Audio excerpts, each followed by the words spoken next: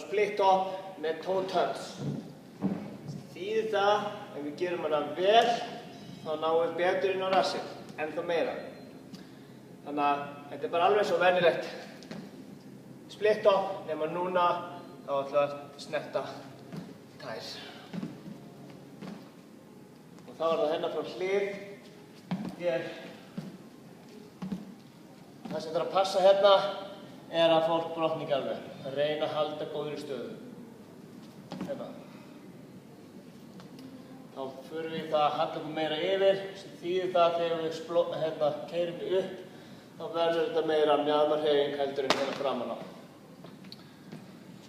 Getur jafnvel verið gott fyrir fólk sem er með hnévandamál en ekki bakvandamál, að þau gætu jafnvel gert þessa æfingu betur ef hún er framkvæmd rétt. En aðalatriðið er að gera hana rétt.